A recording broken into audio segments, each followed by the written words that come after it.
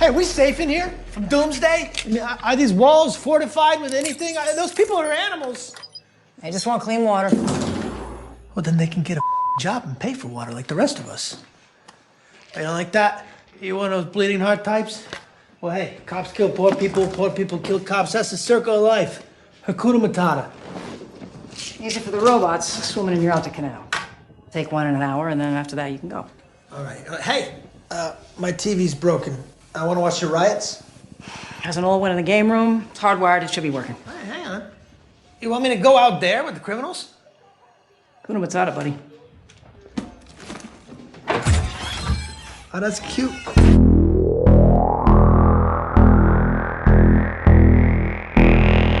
What is real?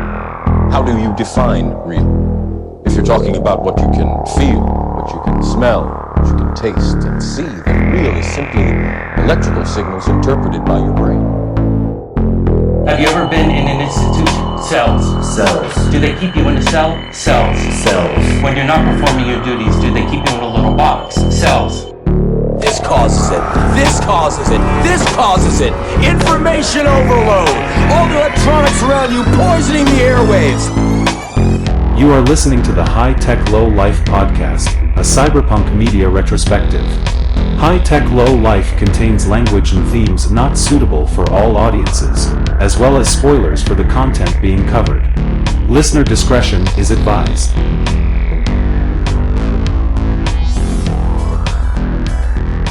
Welcome back, my friends, to the show that's just beginning. Scratch it. I'm starting over. I don't like it. I don't like it at all. Wait, what is that song? Welcome, my friend, to the song that never ends. Step inside. What is that? I don't know. That's what my brain was going to as well, but Yeah. I don't know. Fuck it. We're deleting all this. I think this is a perfect intro to our idiot show. All right. We'll call it an intro. I'm your host, Eric. And I'm your host, Josh. Don't know what that was, but that's the beginning of our episode. Speaking of episodes, this is High Tech Low Life, episode 38. Oh, yeah. We really could just start over. We could, but it's kind of fun. All right. This week we're talking about Hotel Artemis, a 2018 film that was largely just swept under the rug and never really talked about or heard of. Did not do well. And we will talk about it soon. And I'm excited about it.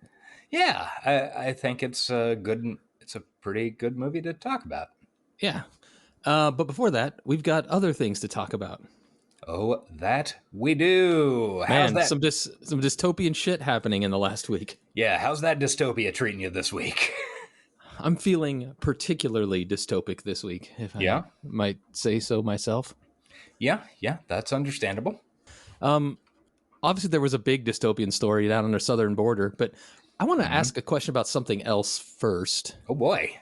My TikTok started blowing up the other day with people talking about this announcement in the UK for people to get ready for war, that they're gonna be a wartime generation. Have you heard about that? I don't think I saw that specifically. I did see something that I assume is related to it and possibly directly the cause of it. Okay. Yeah, a British general made some comments about how they need to have plans in place to bring back conscription into the armed forces. And I also heard something about like a prediction that Russia will make an attack on further into Europe than it already is, like before 2028 or something like that, 2025 maybe. I mean, that's certainly possible. It's it's always been difficult to predict the actions of the Kremlin, especially with Putin being aged and possibly in ill health and trying to have a legacy. What that's like. Yeah. I just thought it was interesting and worth bringing up. And by interesting, I mean horrifying. Yeah, it's not great. I mean, you know, I think the conscription thing was, at least as far as I could tell in the news, it was a little bit overblown. Yeah, I was hoping that was the case. Because what I saw of it, or what I saw of analysis of it, was the guy was saying, like, look, if something huge kicks off, like, and somebody nuts decides to do a war on Britain, we need to be thinking about this, because our armed forces consist of about 15 dudes and 2 boats. Yeah. Which, I mean, is pretty reasonable. It's good. Yeah. Yeah. It's a good sized army, one would hope. Well, good luck, Britain. Yeah. Now, on more local dystopian news, what the fuck is happening in Texas? That's pretty much an evergreen question on this podcast. Dystopia Talk. It really is. It really is. What the fuck is going on in Texas? I mean, I know what's going on. But... Yeah. For our listeners who are not paying attention to the Texas news, which, why? I mean, fair enough. Yeah. I can't argue with that. Keep it out of your brains if possible. But because you are listening to this podcast, here's the short version. Governor Greg Abbott of Texas installed over the past, I don't know, roughly yearish, probably, a bunch of, quote, defenses along the borderline, i.e. mostly the Rio Grande, where with stuff like razor wire under the edge of the water and those fun spinning buzzsaw floaties that we saw. Because in his words, the federal government is failing to secure our border, so he's doing it. This went because, and then the federal government was like, you aren't just allowed to throw up razor wire wherever you want. I mean, this is literally... Even in war, like active war zones, you're not allowed to do that.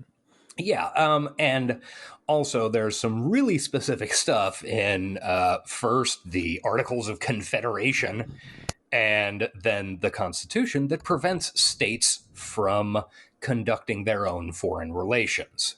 Yeah. So and the Supreme Court agreed. Yeah, the Supreme Court agreed. Yeah, I mean, for once, even though we're all assholes, we're not Greg Abbott level assholes, I guess, who have bad opinions on almost everything. The law is pretty clear on this point. And he said, "Fuck you." I'm rolling out the National Guard, which is under the command of governors, and then the National Guards of, I think at last count, 25 other states, thank God, not including ours. Only because of one governor. Yeah. Pledged to send backups or whatever, or help Texas enforce its border razor wire to drown children. Let's be clear, that's what it will do. Yeah, children and desperate people. Is doing. Yeah, is doing. It's not going to stop any fentanyl, which is what everybody's afraid of these days. Yeah, the terror. So, in effect, we're half a step from war between the federal government and Texas. Yeah, they're currently a standoff between federal troops and Texas National Guard troops down there right now. Standoff is a little hyperbolic in a very loose sense. Yeah, but they are standing there looking at each other. Yeah, not doing anything because nobody knows what to do. Yeah, and I highly doubt if Abbott ordered the National Guard to fire on the federal troops that any of those troops would do that. Who's to say? Who's to say? So the thing that makes me feel relatively positive about this is, okay, remembering, one of Texas's big things is the Six Flags amusement park franchise that goes out. That's not actually accurate. Okay, they always say Six Flags over Texas, whatever. We very specifically have to remember that it is actually minimum 7 flags, because the last flag they flew before the U.S. flag was a white fucking surrender banner. Yeah. So keep that in mind. They've lost. The reason they were under 6 flags is because they've lost a bunch of fucking wars. Yeah, they keep hopping. Yeah, they've done a very nations. bad job. Yeah. I'm kind of for it. Let's just do it. Let's just start. I mean, like, honestly, that is, if I did not have very good friends in Texas, and I do too, but they're all in Dallas. If I didn't enjoy going to work with them every summer, I would be like, yeah, kick them out. It'd be fucking great. That'd be hilarious. Just boot them to the curb. Make the Red River the new border. Wonderful. I'm so tired of it. Yeah. It's of all of the political issues that get my blood boiling, I think immigration is the worst. Yeah. It enrages me more than any other topic, because it's just racism that somehow gets a pass when you call it immigration, and it's infuriating. Yeah, that's totally valid. They can talk about it on the news like it's not just racism, like it's a valid point to have, to not want brown people, specifically people that are seeking asylum. Like, it can just be an opinion you have that they should drown in a river rather than get to safety. And how is that a viable opinion that someone can have? Yeah. I don't know if you believe that. Fuck off out of our podcast. I mean, I was going to say something legally actionable. So in Minecraft, fuck off is better. Fuck off into the sun in Minecraft. Your house might have a crawl space or a basement somewhere in there, up in the rafter, like maybe up like between the floor joists of the basement ceiling. Somebody at some point has put a little box of rat poison. Just eat it. Yeah, I think that's. Is that legally actionable? No, because we're asking them to do something. Okay. Go find the old box of rat poison that has been put in your house at some point, unless it's a brand new house, and then you can buy it at the store and just eat it. And hey, remember that rat poison is also a medicine. I mean, it is. It gets rid of racists if they eat enough of it. Yeah. All right. That was fun. Is there any other bad?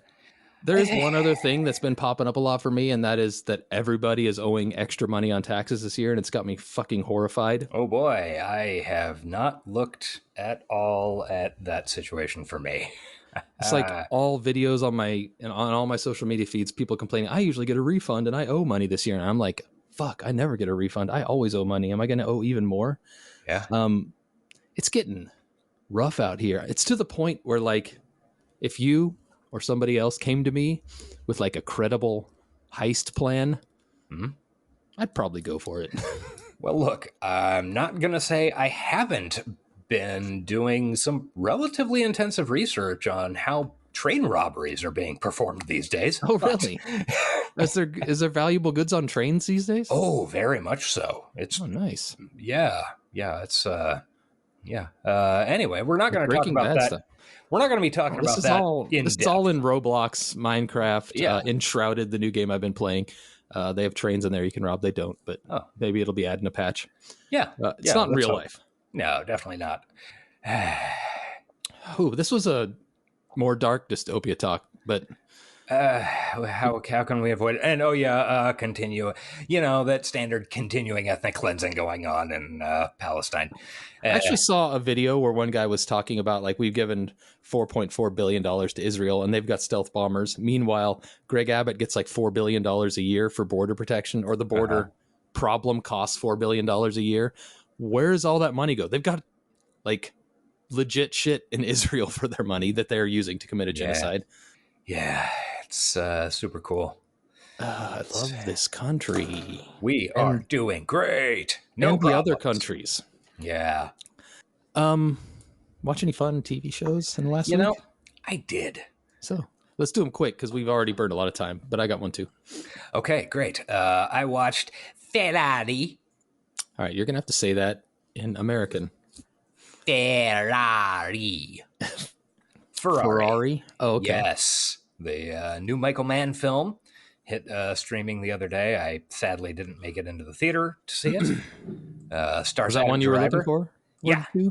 Yeah, because I like a Michael Mann movie. I mean... And I like an Adam Driver. Even his misfires, I still think are good. It's a good fucking movie about Italian sports car racing in 1958. If that's what you're into, you're gonna love it. It is a good movie. Also, I have to give Penelope Cruz plays the Il Commendatore's wife, Adam Driver's wife, and her performance is amazing. It's somewhere between like an incredibly empathic portrayal of a woman just racked by grief and also at the same time a hate crime. Like just some of the most psychotic Italian stereotyping. Oh, nice. Okay, I get it. It's like, what? And she is Italian, though, right? Or is she Spanish? I think she's Spanish. Okay. And then the woman who They're plays so close in Europe. Who plays Ferrari's mother is all like, that's just a flat out, like, she's literally a cartoon depiction of an old Italian lady wandering around stoop-shouldered, wearing black. Nice. I can picture it, and I've never seen the movie. I really enjoyed it. I can see why other people might not have gotten into it, but I think it was a good movie. Only thing I know about it was some press conference. Adam Driver, some idiot in the audience, asked him some really pedantic question about cars, I think, or racing or something, and he basically told them to go fuck themselves in front of him. And it was very funny. He just, like, I don't know, if you don't like it, go fuck yourself. That's also a one of Michael Mann's big quotes from the press tour for this over the past month has been people asking him about the accents of everybody, because like in the movie itself, there would probably be, like, in the reality of the movie, there probably would have been about 5 lines spoken in English. Right. So, and Michael Mann basically said when people have asked him about it, and a bunch of people are doing different, kind of different accents because whatever. Yeah. And Michael Mann was like, fuck it. He literally said, like, this is fake. None of these conversations would have been in English. So none of them would have had any kind of Italian accent because they're speaking Italian. The movie is a false reality. Just buy into it. Right. Fucking suspend your disbelief. This is not hard. You do it all the time. Yeah. And I thought that was a pretty good bit of business. I like it when the directors and actors for their press tour just like, fuck you. Like, if you don't like it, don't watch it. I don't care. Yeah. I mean, I thought it was good. So I enjoyed that movie. Check it out if you get a chance. All right. I got a quick one. I've obviously since I've been in mourning for my beloved show Warrior on Max that has been canceled. I've been watching a bunch of other kung fu-y Chinese type properties. So at your recommendation, I finished the book Jade City. It was good. We've talked about it a lot on this, so I don't need to talk anymore. But I also started watching The Brothers Soon on Netflix. Oh, I saw that on the Netflix like lock screen or whatever. Yeah.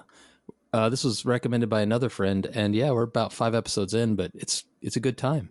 Okay, cool. I like it. fits. It's no Warrior because it's set in modern times, but it fills similar niche, a hole in my heart that'll never be completely full. Yeah. But yeah, that's my one recommendo. You got one more? Or are we good? I do. Okay, this is a movie that came out on Hulu. I think it was 2 weeks ago, something like that. Directed and written by Jake Johnston, who you and our audience might know from Minx. Or from New Girl, if you're New Girl. an actual normal person who's seen sitcoms. Yeah. He's also got podcasts. He's been making the rounds lately. He's been everywhere. Yeah. So yeah, he wrote and directed and starred in a movie called Self-Reliance, in which he's just a dude who is asked to get into a limo by Andy Samberg. Okay. And playing Andy Samberg. And like Andy literally or? Yes. Okay. And he is recruited to be a contestant on the biggest game show on the dark web, where if for 30 days he is going to have assassins hunting him. Oh, the dream. And if he survives, he gets $20 million. And the loophole he finds is that the assassins will not kill him if he is within arm's reach of somebody, because they aren't just killing random people. Right. It is a very good movie, and the character that Jake Johnston plays is really very much a lot like me. And I don't mean that in a flattering or good way. Like I felt unpleasantly seen. Feel attacked? Yeah. Yeah. It was a vicious attack. I thought the movie was pretty damn good and funny and interesting.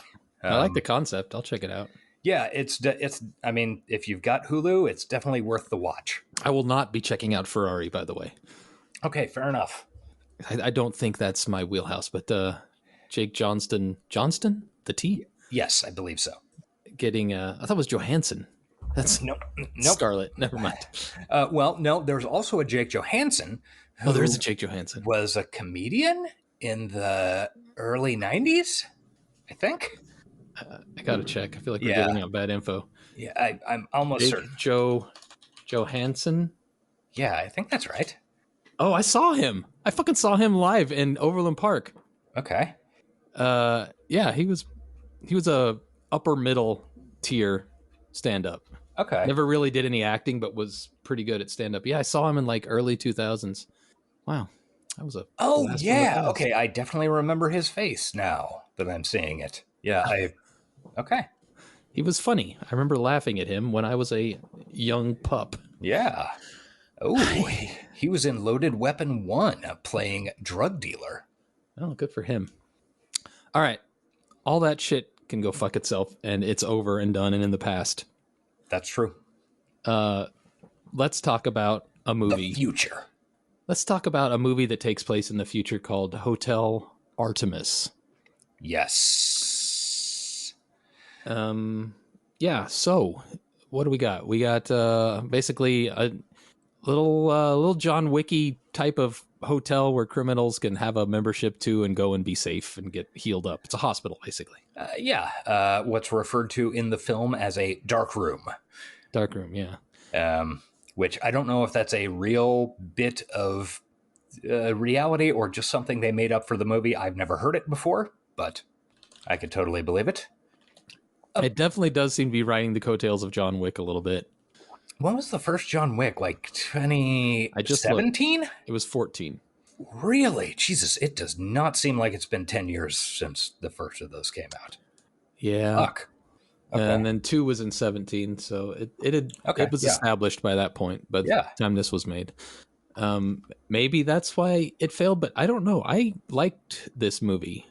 I thought it was pretty good. I see issues with it, like where I think stuff has been cut out and kind of rearranged. and it's a little uneven. I enjoyed the movie. Yeah. I don't know. It's it's weird. Okay, so this came out in like middle of May. I wonder what it was up against in the box office. That's a good question. I do remember a ton of social media advertising, which is always a bad sign when you're seeing ads for movies on Instagram. Yeah, we've talked about that before. As definitely being not a good sign, at least. Yeah, I remember a bunch of ads like that. And that's literally the only memory I have of this movie. I'm pretty sure I've never heard a human mention it. We've had our listeners mention it on Twitter, but yeah, outside of that, not at all. It's still got 6.1 on IMDb. I don't know. I mean, I wouldn't call it a good movie. I would honestly say that Nemesis was a better movie than this. Yeah, maybe not. I don't know if "better" is the right word, but I enjoyed it more. That's not to say I didn't enjoy this. Okay, so let's see. Oh, why? God damn it. Okay, I thought I was getting to a release date. Like, what else was out? Okay, so this came out on June 8. In 2018. That's peak summer blockbuster time. Yeah, it really is. And this is not a summer blockbuster movie. No, it really, even though you could market it as that, I totally see why it didn't. I don't think you could market it as that. It would be hard. I think they did close to. I think that's kind of how the marketing went. It's, if I remember right. Okay, let's see. Oh, Ocean's 8 came out. Hereditary. Oh yeah, it was the summer of Hereditary. Yeah, that poor child. Did you ever see that? Yes. Yeah. Solo, a Star Wars story. I saw that in the theater. I'm thinking I saw Hereditary in the theater. I saw Solo in the theater. Oh, okay. Here's our thing. Not the next one. Number 4 that weekend was Deadpool 2, but number 5 that weekend, Avengers: Infinity War. Oh, so that was the time of Infinity War. Yeah. That is a tough. Oh, it's like the same. You're up against an Avengers and a Star Wars. Like, you're not gonna do well. And it was out the same time as Upgrade. Oh, nice. A Quiet Place was out then. These are all big movies. Hereditary, Quiet Place. These were all big. Ready Player One was how many weeks? Oh, it had been out for like 3 months at that point or something. Well, we've established it didn't do well, and maybe it deserved better. I don't know. Maybe it got exactly what it deserved. It's definitely a fun one to watch at home in your living room. It was a pretty decent movie. Like, I broadly enjoyed it. Question number 2 or 1, I don't know. Why is Sterling K. Brown not a leading man more often in bigger movies? That is a good question, because fuck that dude. Like, I just wanted him to be on screen more. Like, he's just he's just magnetic to watch, dude. Probably partially because he was on This Is Us for like 10 year. However long that show was on. He's kind of the lead. This movie doesn't really have a main character, but I would call him the second lead. Yeah, like Jodie Foster's. Yeah. But like, if you'd have asked me, do you think Sterling K. Brown could carry a movie? I'd have been like, I don't know. I can't think of anything. But now I would equivocally say that he could. Now I would say, yes, he can. Please put him in all the movies. Yeah, it is it's a hell of a performance. And I've seen him give very good performances on other stuff. Yeah. But Jesus Christ. Fills out a suit nicely too. Let's just be honest. Oh yeah, he is a handsome fucking man. You know who else fills out a suit nicely? Dave Bautista. Also, like, everybody was pretty good in this. All the cast. It's really weird how, like, okay, apparently, even though I remember seeing like scrolling past this on Twitter at the time. Mm-hmm. Like, I am almost 100% certain I had not the slightest idea that Jodie Foster was in it. Which I don't know. She's in movies rarely enough, or at least she was for a while. That it seems a little surprising that I didn't know there was a Jodie Foster movie out. I was shocked by Jenny Slate. Yeah, I was very surprised by Jenny Slate. This was right when I think right about the time when Brian Tyree Henry was kind of kicking off with apparently Father John Misty's in it. Yeah, I know that name, but he is a terrible musician right? that I dislike. Did not know he was in this movie. I didn't see him. I think maybe he was one of the thugs. Must have been. That's probably what everybody who's not like one of the main characters. Anyway, we need to recap it. We're Oh yeah, that's true. Okay, so the movie starts off. There are water riots going on. Everything's bad. LA's biggest civil unrest in history, something like that. Blah blah blah. And this is all like something I thought was nice was this was taking place. The voiceover of the news was taking place over the production company logos, which I think more movies should do. Yeah, get us that setup while you're. Yeah, just drop us right the fuck in when you're showing, the fifth stuff nobody cares about. The fifth guy who handed the director $10,000. Yeah, yeah. While his name shows up, and then we cut into what seems to be like a fancy building. Hold on, either that or, of course, a crawl detailing what all has happened, like Rats in the Walls of the World. Rats in the Walls. Yes. So we got a very fancy lobby with like marble floors and then just blood trailing across it. Mm-hmm. And a hologram ad explaining, I don't know, bank things. And then boom, Los Angeles, June 21, 2028. I must have looked away when that came up. I didn't know they actually said the date. Yeah. 4 years away. Yep. A mere 4 years, 10 years from when it came out. Actually, almost exactly. Huh. Once again, I feel like you're only setting yourself up to fail if you say the date. Yeah. But it's also fun trivia. It is, but look at Hotel Artemis. It's got a bunch of new tech in it that all looks old. I've got an iPad in the other room that I bought in 2014, and it still looks like a nice iPad. Yeah. It doesn't look, anyway, you know what I'm saying. Yeah. Yeah. They should have said it in the 2060s, and then all this new tech could look aged. But then you have to spend more money on fancy cars. Yeah, there's not really many. There's the Nova. Okay, anyway, go ahead. It doesn't fucking matter. It doesn't fucking matter. Okay, so we end up on bank robbers who are trying to get into a vault. They can't get in. They're wearing these cool, angular masks. Very cool masks.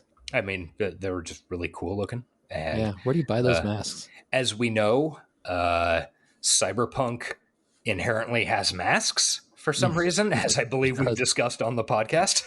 According to the Oracle of all things cyberpunk, r/cyberpunk on Reddit.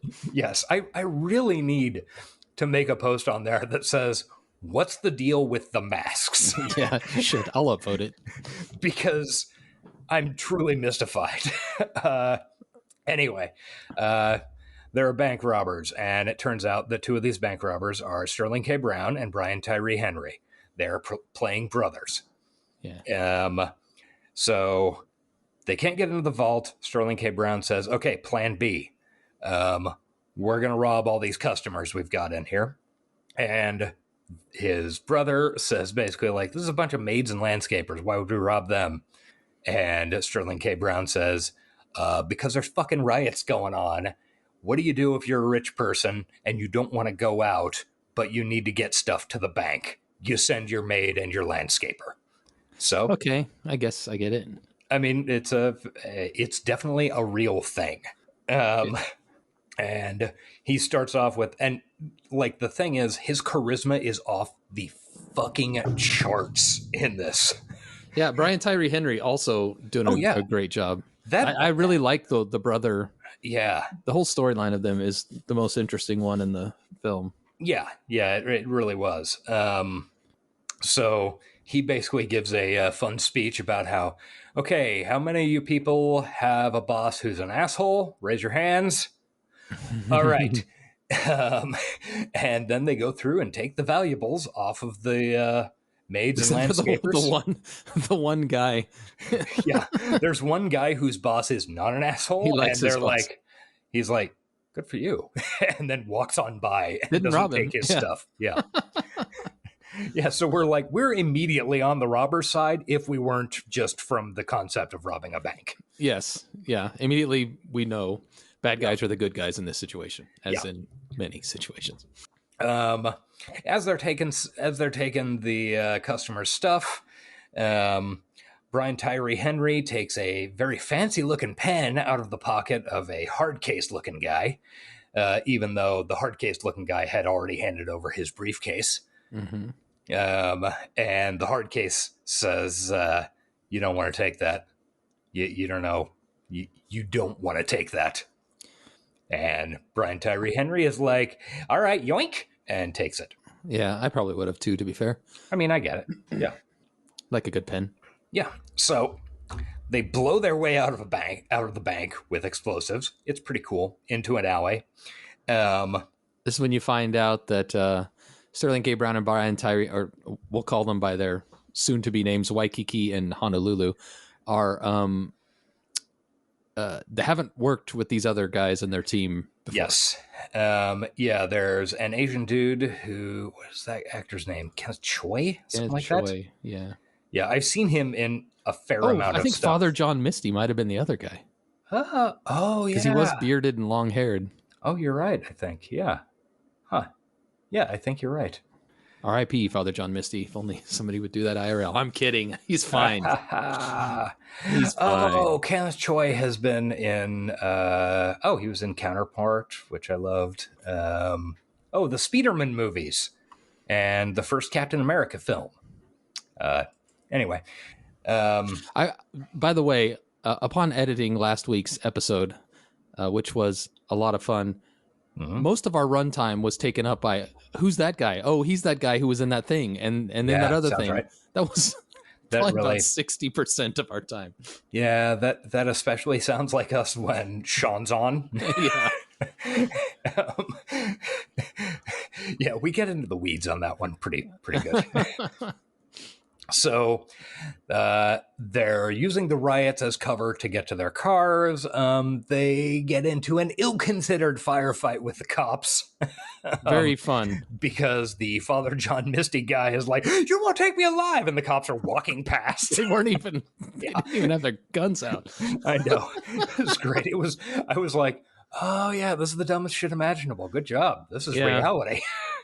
And then Honolulu, Brian Tyree Henry, he fucking he's a crack shot, man. Oh yeah, he fucking bangs it out. He's sold as kind of the fuck up brother, but he can handle a weapon. Yeah, that is certainly true.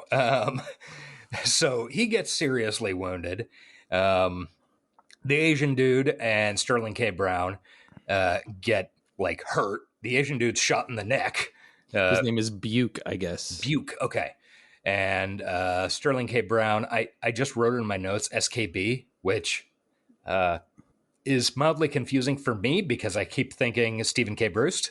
But shout out to a guy who will never appear on this podcast for at least his work won't. I don't know. I could honestly probably make an argument for Cowboy Fang's Space Bar and Grill. Oh, all right. I mean, I don't think never read that one, so I don't think I probably would because I don't think it's a very emblematic of cyberpunk. Yeah, okay. But I could make the argument. It would be. I would just like to have him. I would like to have him as a guest. Oh yeah, and we could do that. I know the dude. I've hung out with him. I'll get him on. Anyway, they both get hurt. Brian Tyree Henry is seriously fucked up. Yeah. So they basically run away, and Sterling K. Brown says, okay, new plan. I got to make a call. And then we cut to a hotel room with a phone ringing where a woman, played by Jodie Foster, takes a slug of scotch and answers the phone. I do want to point out that, this transition into the actual hotel part, I I said to my wife while we were watching it, like, basically that this movie's off to a great start. It really is. Yeah. Like I was fully into it at this point. Yeah. Yeah. it's hard to argue that first 5 minutes is fucking banger bank robbing shit. And robbing, riots over water. Like it had me wanting to know more. A lot of bank robbery scenes that happen at the beginning of movies, especially, are just kind of lame. Well, they're mostly trying to rip off Heat, and they don't do a good job. Yeah. I mean, and then the movies that aren't trying to rip off Heat are trying to rip off The Dark Knight. Yeah. I think The Dark Knight is the one I was thinking of specifically, that it never really hooked me. I don't know. It's got Bill Fichtner with a sawed-off shotgun. Well, we love Bill Fichtner on this show. That we fucking do. That is a good. That is. I'm picturing it now. Yeah. I mean, it's pretty neat. Yeah. So it's really hard to fuck up a movie if you. Well, okay, it's surprisingly easy to fuck up a movie if you start in media res with a bank robbery. Yeah. I mean, I don't know how people fuck that up as often as they do. But also, in this one, they did a really good job of showing, not telling, in some cases telling, that people are unhappy, corporations are bad, bosses are bad, and cops are bad. Yeah. And bank robbers are good. And that's all I need to know. Well, and it didn't, okay, this movie is not about process in any effective way. The easiest thing to do if you're going to do a bank robbery or any kind of heist related element in a movie is do the process of it, which is we don't see them doing split second coordination, entering the bank and taking the tellers hostage and so on and so forth. And, the riots are happening outside, so they'll ignore the alarm and blah, blah, blah. You're just you're at basically the end of the robbery when it fades up from black. It's kind of already gone bad. Yeah, it's a smart way to do it. It's kind of like Reservoir Dogs. You never see the fucking robbery. You just see, shit, something happened. Right. Yeah. Okay. Anyway, we go to the hotel. The hotel contains a nurse. She is beat the fuck up. And she's a drinker. And she's Jodie Foster. She is second Jodie appearance Foster on this podcast. I know. I was not expecting that when we started doing it. No, I really wasn't either. I wonder if I look at her IMDb, will I find other cyberpunk things she was in that I'm not thinking of? I don't know. I mean, Taxi Driver is super cyberpunk. Oh, she's in the new season of True Detective, which is pretty all right. So far. She's like the lead in it. Yeah. Anyway, Jodie Foster, great actress. Yeah, Jodie Foster. Gonna go out on a limb and say she's a good actress and has been for 40 years now. I think she's gonna do things. I think she might go somewhere. Yeah. She is beat up just by life, not beat up. Yeah, she's an old lady who's been rode hard and put away wet. Yeah, one thing that I kept noticing throughout the movie on both my watches was the way she walks. I know. Yeah, the shuffle. I know that shuffle so that she did an incredible job because I have seen that so many times in my fucking life. That's the walk of an old person who is hurting, but is also in a hurry and has always been in a hurry their whole life. And has a load that they're, even if it's not a physical load, some sort of emotional load that they are dragging around. I'd be curious to know whose idea the shuffle was, if it was like a writer or director or Jodie Foster's herself. The writer and director were the same person. Oh, okay. I guess I should do my research. Drew Pearce. Yes. And that seemed so fucking perfectly accurate. Yeah. I don't know. I know exactly who this fucking character is. Mm-hmm. That's what you call acting, motherfuckers. So she picks up the phone and says, okay, you'll be here in 20 minutes or something. And then we get the layout sort of the hotel. Little montage. Yeah. Yeah. A little montage. She's going and setting up a room. She talks to Dave Bautista, who is gigantic and playing an LA Filipino pretty well. his LA accent is dead on. Yeah. And he's also maybe my favorite character in the movie, which is shocking. He's great. When you consider how much fucking incredible work Sterling K. Brown is doing. Yeah, and Jeff Goldblum. Like, we haven't even mentioned him yet, but he's being Jeff Goldblum. He's Jeff Goldbluming it the fuck up. He really is. Oh man, we'll get there. Yeah, we will. Okay, so we go through sort of a geography of the hotel. All the different suites have city names. There's Acapulco. There's Nice. There's Honolulu. Niagara. I think there's another one, but I don't remember what it was. Yeah. Anyway. And Waikiki? Waikiki is the guest of Honolulu. Yeah. Oh, okay. That's how it works. Okay, and we also see a flash of the rules of the hotel, which I took a picture of. Oh, I was thinking about doing that, but forgot. Yeah. Okay, rules of membership. Number 1, while on the premises, no fighting with or killing other patients. Seems like a good rule, number 1. Good rule. Thou shalt not. Number 2, no disrespectful words or actions allowed against Hotel Artemis staff. Sure, fair enough. 3, no guns or any type of weapon permitted through the gates. Memberships must be paid for in full and in advance. 5, prior but lapsed members will not be admitted. 6, no photography or video allowed. 7, no outside food or drink. You know, just like the movie theater you saw this in. Yeah. Number 8. Nobody saw this in a movie theater. Absolutely no visitors. Number 9. If member is found to have compromised or led to compromise of location, membership will be revoked. And number 10. Hotel Artemis rules are final and non-negotiable. So that sets up the entire rest of the movie. The rules are very important. Yes, we spend a lot of time about the breaking of rules. Yeah. So we end up after a short montage showing everything, including Charlie Day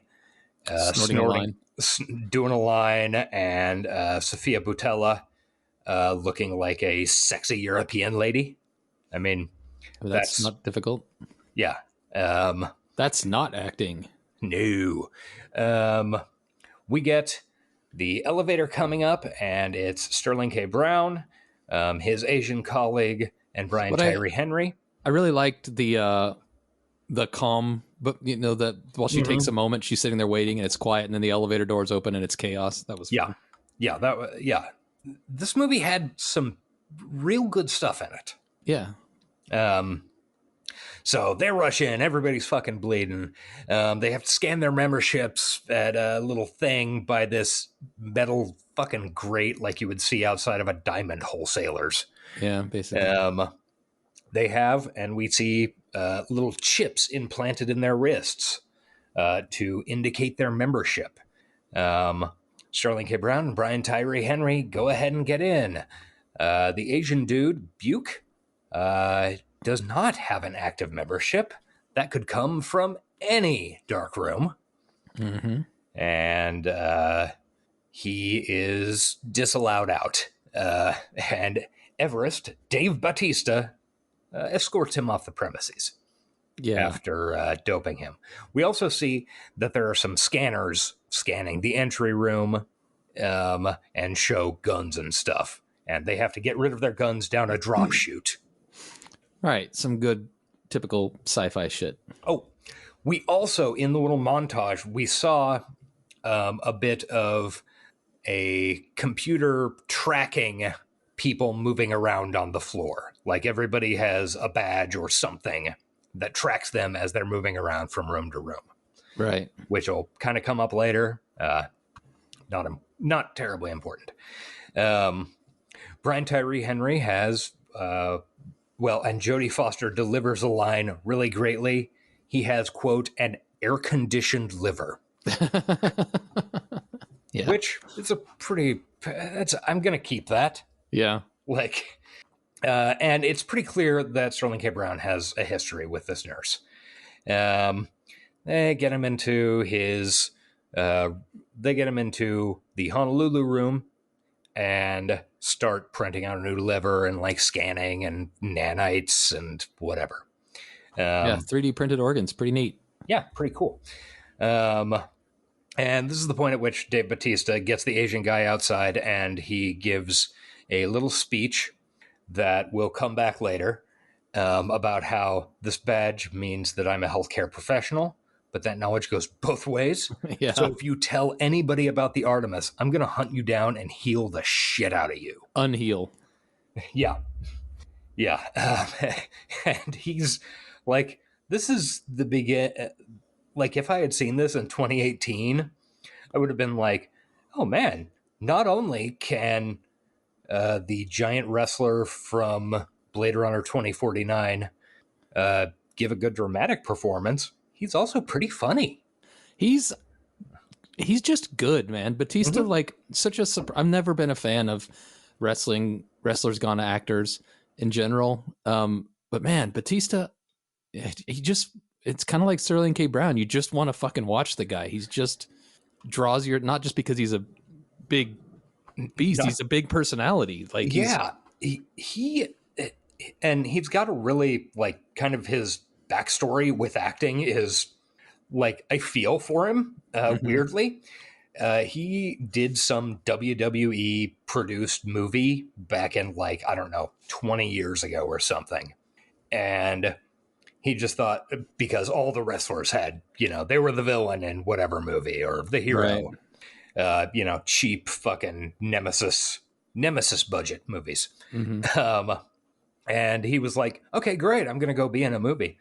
And then he watched the movie at the premiere, and according to him, he just sat there crying from like minute one after he got on screen because he was so bad at it. Oh, no. He thought his performance was so terrible, and he couldn't even believe how poorly he did and how he let everybody down. So, like, literally the next day, he signed up for about 10 acting classes. Oh, wow. And has apparently worked on it like literally every day since. Like, that's cool because he doesn't have to. Like, his size and presence could be enough. Yeah, he has an incredible presence, but he's also, like, I mean, a really good actor. And no, I'm very stoked for Dune 2 coming out in a couple weeks. Cool. Oh God, give me one of those popcorn buckets. I'm just gonna be fucking the I'm sorry, what? No, go ahead. I'm fully on board with this plan. If you think I'm being a weirdo, look up the Dune 2 popcorn buckets that AMC I think is putting out. Yes, that is correct. You will get horny. Gonna have to go to an AMC theater for that premiere. Free fleshlight with purchase. It's full of hot buttered corn. Like, I'm pretty pleased that literally the entire internet had exactly the same thought I did when that popped up. I was like, well, they just made a fleshlight for weirdos. And I am exactly that weirdo they were aiming at. That is my dude right there. No, I am excited for that movie. Like, I've been waiting. Oh, yeah. Yeah, we're all excited for it. And I'm sure Bautista is going to be great. I'm sure he will. I mean, he was, like, he did a shockingly, incredibly nuanced performance in Knock at the Cabin. Yeah. And in this, like, let's be honest. Yeah. He's got layers, even though this is, 6 years ago. He can be very menacing, like in Dune. He can be like a caregiver, like in this film. And he can be something completely different, like in Blade Runner 2049, which he was a short role, but man, he was so good in that little scene. I mean, I like that movie. I like that movie a lot. The Jaws, the Revenge of Jaws, movies. the Revenge of Blade movies. Runner, I believe you called it. Yes. Sean's not here to fight you. I like that movie a lot. That opening 5 minutes with Dave Bautista is, like, undoubtedly my 100% favorite scene in that film, which is, I mean, that's a surprise to me. Yeah. When I think about it, because, hey, that movie has Harrison Ford in it. Yeah, it does. but Not that my scene favorite is scene, but perfect. we'll get to that when we cover that movie in 2028. Yes. We'll do it someday. Yeah, we will. Okay. In fact, we might be starting on that journey sooner than you think. Oh, yeah. That's a teaser for later on in this episode. Yes, that is absolutely true. Okay, so Asian guy gets kicked out. He disappears out of the movie. Doesn't matter. We get a slightly better look at, because the nurse gets called by Charlie Day, whose, quote, eyeball has fallen out of his fucking head. Yeah, we get introduced to the Acapulco character. Acapulco. We find out a little while later, not much, that he is an arms dealer, question mark. Mm-hmm. And he is a real piece of shit. You might not be surprised to hear that I enjoyed his character quite a bit. Oh, I loved him a lot. Yeah. Also, his look was very much Paul F. Tompkins. Like, Yeah, the combination of the mustache and the way the hair kind of poofed. Yeah. And hands off the gooch. Hands off the gooch. Yes. I like a little guy that's got no justification for being as cocky as he is. Absolutely no big dick energy, but acting like he thinks he has it. I know, it's fantastic. Good on Charlie Day, this movie. Yeah, my note is a real dick. He has a fun line about the riots. Cops kill poor people kill cops. It's a circle of life. Hakuna Matata. That is the line that was at the beginning of this episode. I'm sure you're not aware of that, but that's what I've tagged to start us off with. Yeah, he is a real piece of trash who has apparently lost at least some of the vision in one of his eyes, and now has some cool scars on his face from fingernails. Yeah, it was a lady that did that to him. Yes. And yeah, he sucks and is great. Yeah. We're also introduced to Sofia Boutella, who is playing Nice. Nice. It's pronounced Nice. Exactly. I was talking about your ass. She's smoking gitans and got into the hotel by shooting herself in the arm. The nurse is able to determine, because she is a connoisseur of gunshots. Yeah, she would be. Yeah. And phones are now eggs, I wrote in my notes. Yeah, that was weird, but cool. We need more sci-fi stuff to remind us we're in the distant future of 2028. Yeah. And she checks in because she uses her phone because she is apparently there on a job. She explains that she got in but had to shoot herself in the arm. She needs a bonus for this. Yeah. And through all this, we get a couple of lines that don't really pay off. It's like just dropped in. Like, a bunch of the healing is done with nanites. Like, oh, let the nanites do their work and shit like that. And it seemed like it was dropped in to be a plot point, but it kind of wasn't at all. Oh, speaking of plot points and healing, though, you did miss Chekhov's opiate syringe. That's in the next scene, actually. Oh, okay, yes. Okay, my bad. I should never doubt you. Yeah. So the nurse gets back to the Brian Tyree Henry, or gets back to the Honolulu room, and explains that Brian Tyree Henry's liver is fucked due to IV drug use, shooting between his fingers. Mm-hmm. And it's not ice cream that he's shooting there. No. So the nurse has some fun lines. Yeah, she's seen it all, is the implication. Like at the beginning, like in this part of the movie, like she really seems like the kind of person you would want taking care of you, because she takes everything so in stride. Yeah, she is absolutely hard-boiled, and she has 100% seen all this shit. Yeah, just another Wednesday is a line she says frequently. Yeah. So yeah, his liver is fucked due to, I guess the implication is heroin or something, because she mentions that that to get him out of here to a better equipped clinic, because they're having, like, the 3D printing is printing his liver but his liver was already fucked before it was shot. Yeah.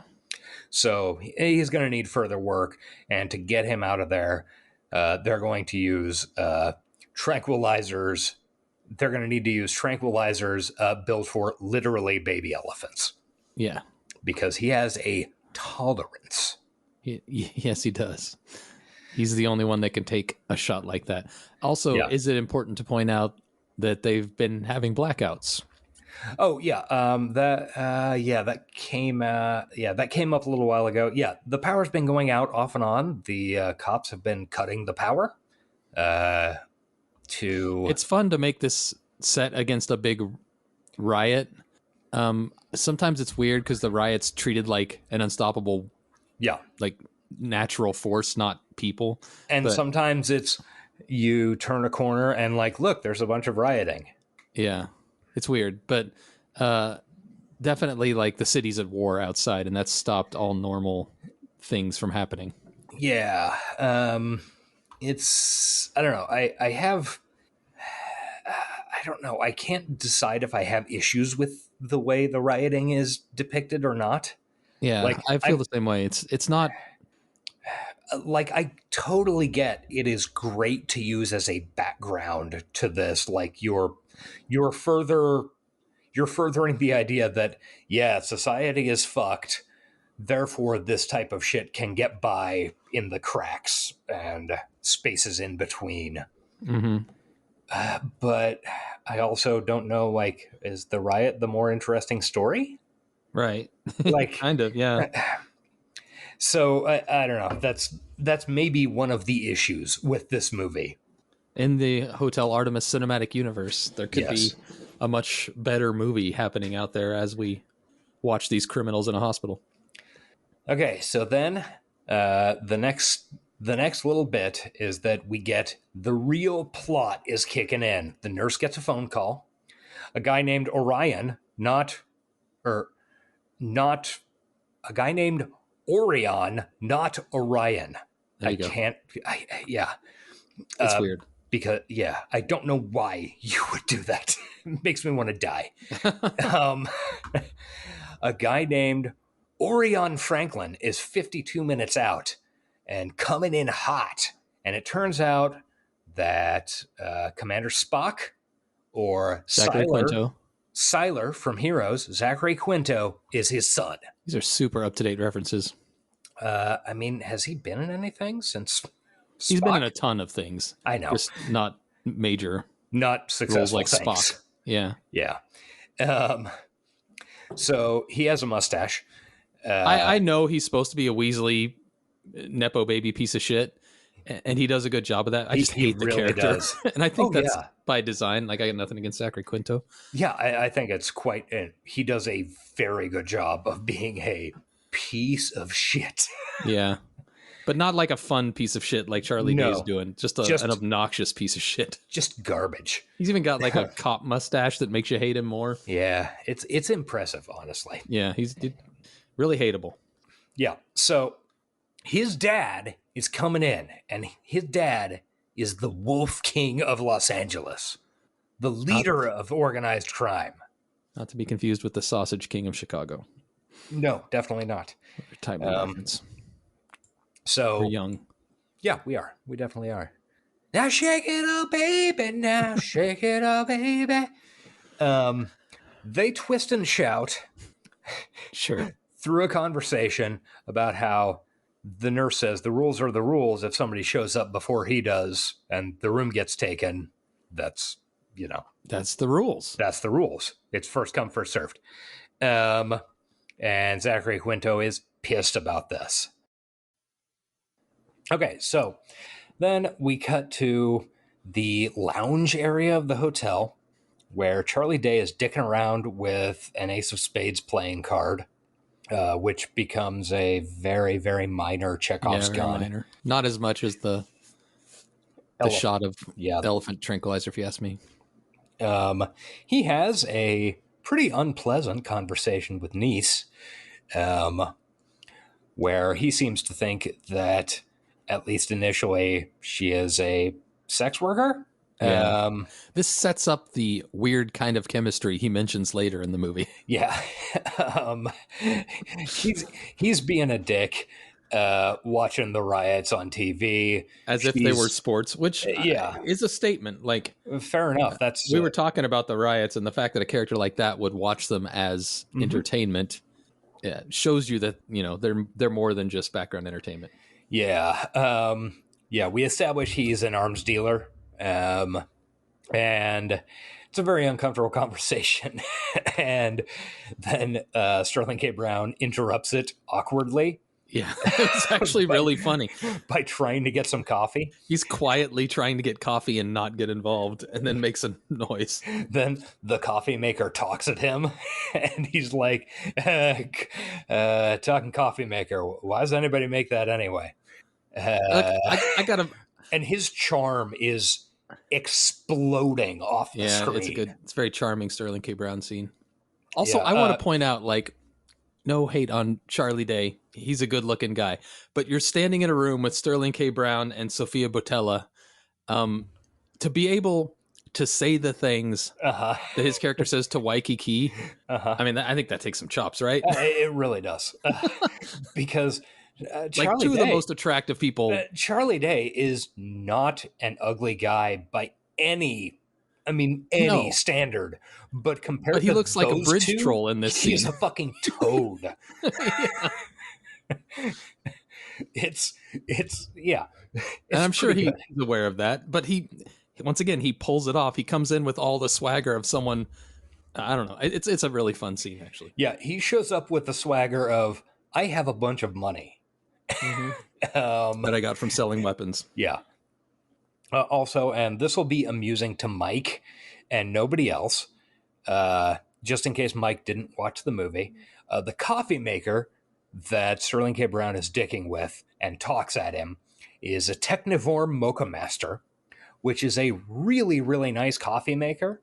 And one of the things that makes it a really, really nice coffee maker is the fact that it is absolutely the last coffee maker in the world that will ever talk to you.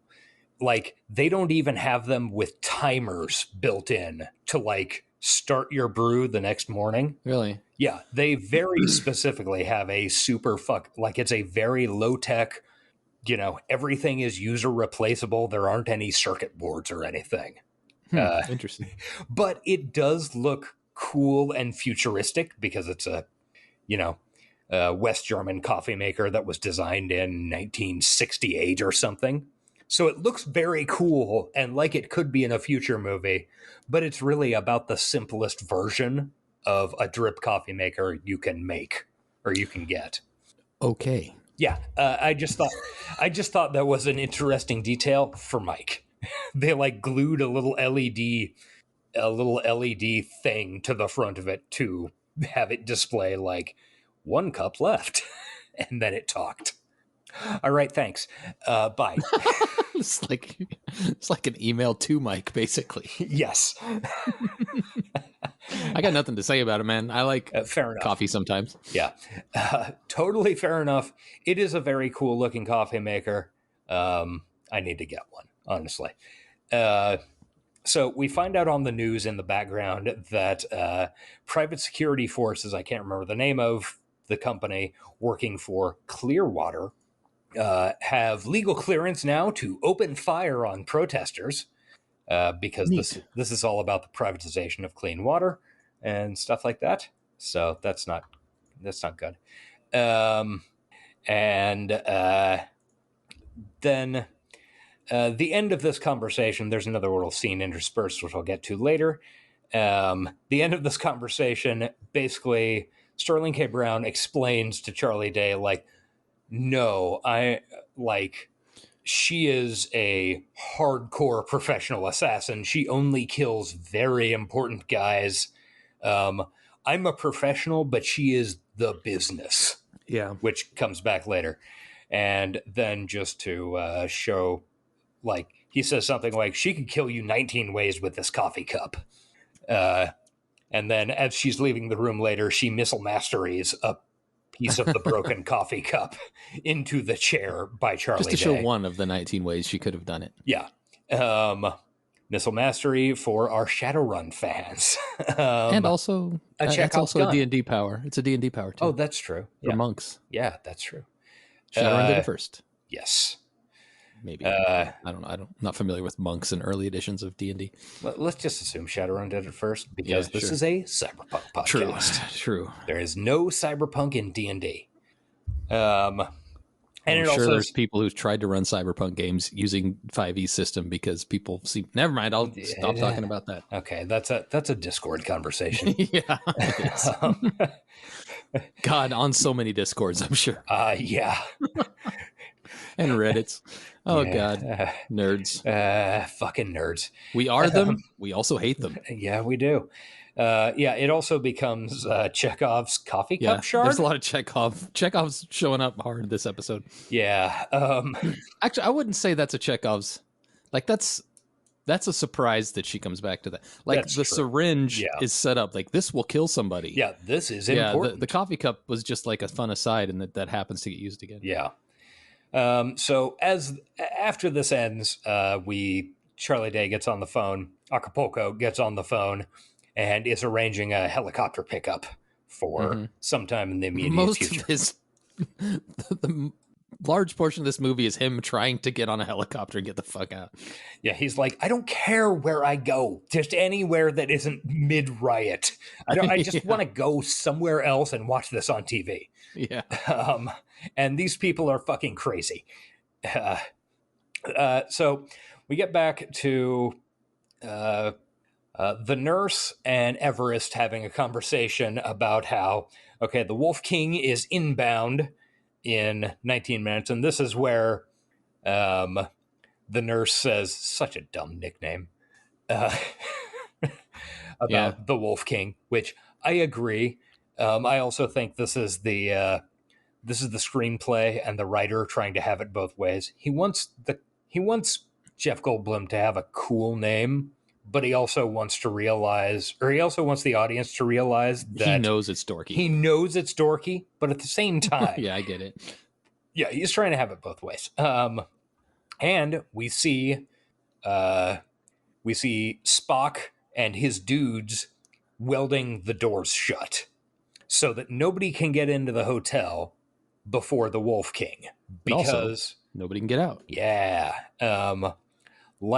It was said earlier, this is first come, first served. So if they weld all the doors shut except for this one and they're guarding it, nobody else can get in and take the room. It's a loophole. Yeah. So then we cut to something is happening outside a door they haven't welded shut yet, even though this is a little bit of the unevenness in the movie. They previously established they were welding all of the doors shut. There's this one that has no dudes in front of it. Yeah, that is a little clunky. Yeah. Weirdly, Jenny Slate shows up out of nowhere. Yeah. I was surprised by that. I didn't look at this movie really before I started watching it, and I was like, oh, Jenny Slate. That's odd. She is in a cop uniform, and she is begging to be let in and refers to the nurse by, I don't remember the last name, like Mrs. Blah, blah, blah. Let me in. Help me. You're my only hope. And something like that, yeah. The nurse recognizes her, or thinks she does, and this is the first time we see the nurse rattled. Yeah, she is shaken by this. Everything else up until this point has been business as usual. Yeah. So there's a bit of a debate between her and Everest. Everest is like, number one, how the fuck does this cop know we're here? Number two, no, there is absolutely no way you're fucking bringing a cop in here. That is deeply against the rules. And the nurse is like, no, we got to help her. She knew my son. So we're also shown some very brief flashbacks. Yes, we are. Yes, that is the next scene. We see some like POV shots of walking around under a pier. And then we go into the secret corridors in the walls, to a freight elevator, which goes down to the street level. And it's been mentioned earlier about how she wouldn't go, the nurse wouldn't go outside, but she is clearly fully agoraphobic. Yeah. And Dave Bautista has been trying to help her with this by giving her some anti-anxiety tapes, which is like very caring. Yeah. Like, He is a caregiver. Yeah, he really is. Also, we've never talked about her giant hip tape player, whatever the fuck it is, that she listens to music and tapes on. Yes, she listens to some music that was old when she was born. Yeah. Even the real life Jodie Foster. Yeah. When was she born? I honestly don't know. She's probably 15 years older than us. She debuted on a TV series in 1968. Okay. Oh, at the age of 2, apparently. So yeah, she's like 15 to, When did that fucking California Dreamin' song come out? I'm just fact checking you in real time. Yeah, sure. California Dreamin' was 69? Wrong. 1965. Oh, really? Huh. So, yeah, I would say it was old when she was born, but it wasn't. It was a little dated. Yeah. Well, it was old by the time the character was born, assuming the character is the same age as Jodie Foster. True, because remember, 10 years more. Yeah, exactly. All right, we did the math. We do the math on this podcast. Yeah, that is one thing that we do. That is a thing. So she's going to go down and let this cop in. Mm-hmm. Then we get some cuts to outside, and we see Zach Quinto talking to a guy who I initially thought was Flea, is in fact not Flea. His name is actually Evan Jones, but the dude looks exactly like Flea. It's kind of funny when what they're doing is introducing that Zachary Quinto has a very large group of thugs with him, and you're like, at some point we're gonna have. I mean, you don't introduce this many randos, in a character driven movie like this without knowing there's going to be a big fight. Yes.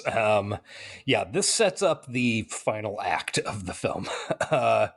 So they're welding doors shut and whatever. And by the way, this was not remarked on in the scene, but Sterling K. Brown stole Charlie Day's wallet to go through it and finds this playing card and dicks with it that Charlie Day had been fucking with earlier. And it turns out it is the same type of card that goes into the 3D printers to print, say, a liver or whatever. We saw that in, the first scene where Brian Tyree Henry was in the hospital. And we're like, oh, this is another Chekhov's thing. a lot of Chekhovs. Yeah.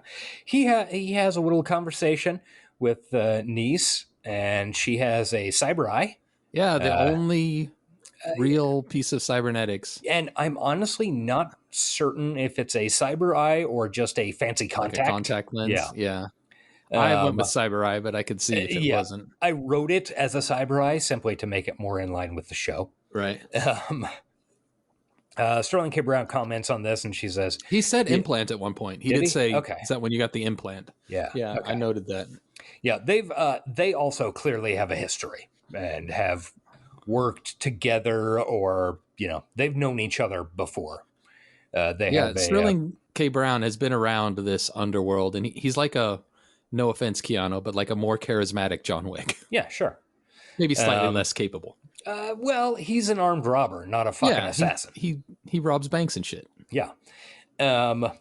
So she niece explains that she got this. So this is just for the latest job because she's supposed to look her target in the eye as she cuts his throat so the client can jack off. And later. I believe Sterling K. Brown's response is, "Oh, gross." Yeah. And she's just exactly mine. And she's like, yeah, that is pretty fucking gross. Back later, she decides she deserves a little bit more just because it's gross. Yeah. We also come back to the pen that Brian Tyree Henry lifted from the guy in the bank earlier. And she reveals that it is a safe pen. Question mark. I guess. It contains, I think it was 6 very fancy, like $3 million diamonds. It's worth $18 million. And it has the logo of the Wolf King of LA on it. Da, da, da. Bad times. Yeah. So then we go back to the nurse. She gets Jenny Slate into the hospital, but not before trying to give a little aid to some rioters who are running away from the cops. And then Dave Bautista beats the living shit out of some riot cops, which feels pretty good to see. Yeah, we like it. Yeah, it feels good. So she gets Jenny Slate up and starts treating her. We get some flashbacks to some more under the pier stuff. We also established that they have very cool vibro scalpels in this. Chekhov's vibro scalpel. Yeah, there's a lot. We also then, like, we're doing a lot of intercutting here. This movie is very of the 2000s, where we're just cutting from like 5 seconds here to 5 seconds there to 5 seconds here. It's like a montage, but you're doing a montage of every character in the movie so far. Yeah.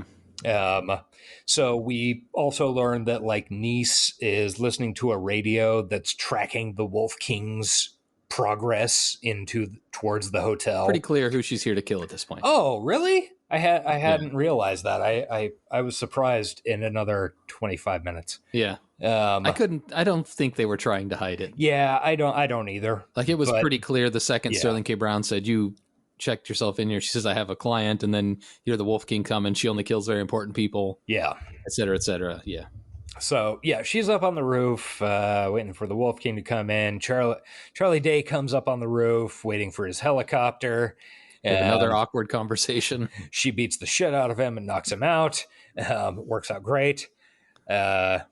We prep a room for the Wolf King, and the thing is, they've got to get Jenny Slate out, like, without being seen, basically as the Wolf King arrives, because otherwise the way out is going to be covered by the Wolf King's dudes. Right. So Jenny Slate gets treated.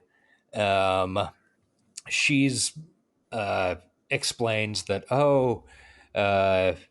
the nurse's son died from an overdose, and that's why she started drinking and lost her medical license, et cetera, et cetera. Honestly, the nurse's tragic backstory is the least interesting part of the whole movie. It's the most, the most standard and kind of expected part. Yeah. It just gets kind of tedious after a while. It's not bad, but you're kind of like, oh, obviously. Yeah, of course, this is you don't need to actually show this shit. So we see these flashbacks intercut with like both a little boy under this pier and then a body of a 20-year-old dude floating under this pier. Smack that mic right across the mouth. Yeah, that was the very tip of one of my fingers as I was putting a drink down. You have any more comments about my sound quality? How's my sound quality? It's otherwise fine. Okay, good. I mean, you could probably hear my chair doing its fucking noisy chair noises the whole time. So that's true.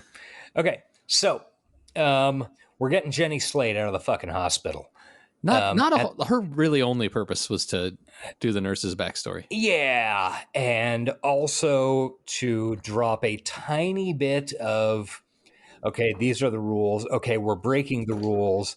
The nurse states to Everest, like, I broke the rules a time before. Seemed to work out pretty okay. With meaningful look towards Everest. Implying Everest is here because she broke the rules. Yeah.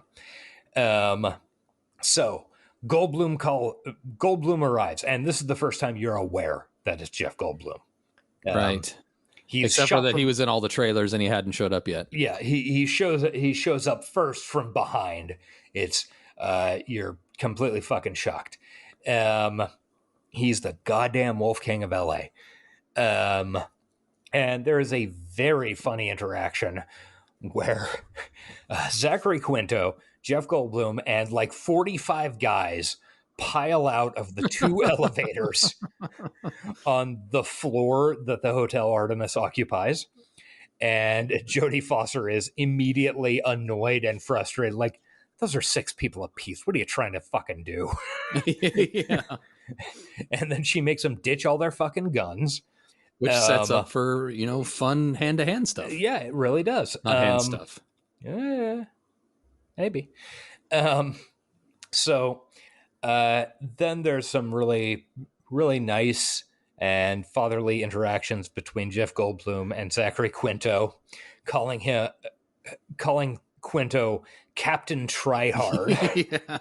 Yeah. Clearly, he loves his son, but he's not super happy with how he turned out. Yeah. Kind of like Sterling K. Brown and I forgot the other guy's name. Brian Tyree Henry. Brian Tyree Henry. He loves his brother, not super happy with how things have worked out. And that's something that we skipped over earlier. There was a conversation between Sterling K. Brown and Niece, where she's like, you could have been one of the greats, but you refused to work internationally. And he's like, look, I got a brother. I got to stay here and, take care of him. Yeah. Classic. Yeah. We find out that Jeff Goldblum, isn't like super into Zachary Quinto as a kid. And he gets checked in, basically. All the rando thugs and Zachary Quinto have to stay in the fucking cage by the elevators because also the Wolf King of LA is the one who started this dark room and is the owner, I guess. The owner, yeah. Primary investor. Yeah. So Nurse and Everest zip him off. We have hit the tight 90, by the way. Shit, you're right. Okay. We're zipping through the rest of this real quick. A lot of it is just going to be fighting, so. Yeah, so after Niece knocked out Charlie Day on the roof, she puts a bomb on this generator stack? Question mark? Which has, the power's been kicked off the grid, so they're basically running on generator power at this point. Yeah, she puts a little bomb on the switch that says Sweet Locks. And then it's like a 5-minute countdown, and she spends the rest of the next 5 minutes counting down in French. Apparently missing a number according to IMDb trivia. I did not notice that, but yes, I saw the same bit of trivia. She missed 19, I want to say. Something like that, yeah.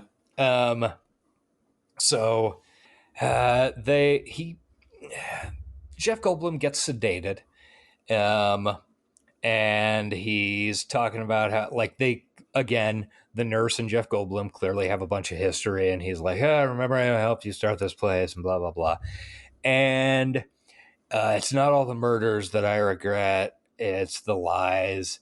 And, it's a fun kind of conversation at the beginning when he's like, how's that deadbeat ex-husband of yours? And she's blah, blah, blah. And then he goes, do you want me to have him killed? 2 wives since me, both nurses. He lives in Florida. He's already dead. Yeah. Something like that. Yeah, he's already taken himself out of life. Yeah.